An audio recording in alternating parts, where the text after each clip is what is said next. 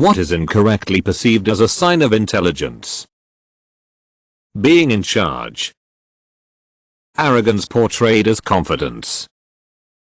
I'm living in China right now and everyone keeps calling me intelligent as I'm bald and left-handed. Cornering people in arguments with bullying tactics and acting like it means they won.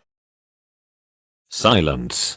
I've been told so many times that I'm thoughtful and a deep thinker, but really I can't figure out what to say, lol. Scoring an A when I was 14. Glasses. Having money. Solving a Rubik's Cube. Strong opinions, held with confidence. Cromulent vocabulary. Having an opinion on literally everything. Especially having the need to share the opinions with everyone they encounter. A college degree. Wealth. Using big words or complicated language when trying to explain something or talking about a difficult subject. The smartest people can actually make it sound simple. The use of big words. You know the ones. I was roused in the pre-dawn hours, a time I usually set aside for self-pontification, by the voluminous caterwauling of my quadruped-edged feline domicile companion. No, you gimp. The cow woke you up. Talking fast even if you're saying the dumbest. As someone who's been in academia and the field of medicine research for many years, I promise you, despite what people who aren't really in these spaces might think, isn't exactly crawling with geniuses. Now there are a few gifted people to be sure, but 99% it's perfectly average people who just showed up and did the work. It's more commitment than intelligence.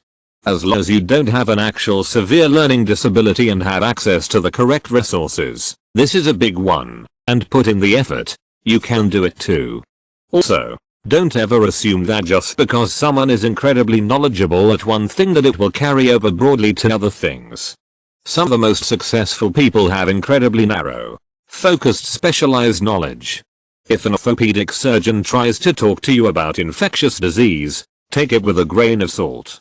If an astronaut tries to talk to you about the economy, take it with a grain of salt. Being Asian. Being able to memorize.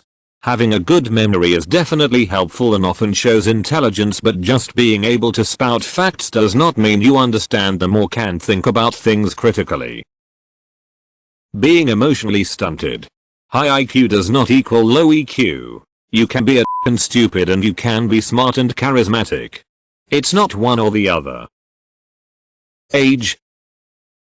Most people think someone intelligent is good at basically everything, when there's different types of intelligence. Using a lot of unnecessarily long or big words to express yourself, especially when it comes to teaching someone or conveying your own ideas. Oftentimes the best written works are those that are concise and simple to understand, not ones that confuse the reader with how convoluted they are. This is a big issue in research articles and papers. In second year university, we had an assignment to dissect and review a research article and it was so difficult to read. I had to read each sentence over multiple times to get the gist of it because of how long the sentences were and how many thesaurusized words there seemed to be. I thought that it must have been a gap in my understanding that made it so hard to read. Later in university I reread the article and realized that it was just poor writing. Being labeled gifted at a young age. Thanks to these TV shows, they think that a person with memory to recall everything is an intelligent person. Knowing lots of digits of pi. It just proves that you took the time to memorize something useless. No one will ever need to remember more than 3 or 4 digits. I was surprised when I learned that knowledge isn't necessarily correlated to intelligence. I met a lifelong academic who knew damn near everything about her topic, just the facts. It's like, she was a walking encyclopedia, could cough up any info about her field, but she couldn't really process it that well, or draw conclusions, or apply it to a different topic. It's hard to explain. She had a nice 2 TB SSD drive full of info in her head, but she had a substandard CPU. Since then I've met several people like that. All academics, but I'm not sure that has anything to do with it. But just the facts. It's like, She's a walking encyclopedia, could cough up any info about her field, but she couldn't really process it that well, or draw conclusions, or apply it to a different topic. It's hard to explain. She had a nice 2TB SSD drive full of info in her head, but she had a substandard CPU. Since then I've met several people like that. All academics, but I'm not sure that has anything to do with it. Americans often attribute Brits who speak in English accents as smart, but minorities who speak in other accents, and speak multiple languages, as not as smart. Die-hard Rick and Morty fans' opinions of themselves. The ability to speak. Knowledge equals intelligence. Talking fast and the whole persona of Andrew Tate. Being quiet.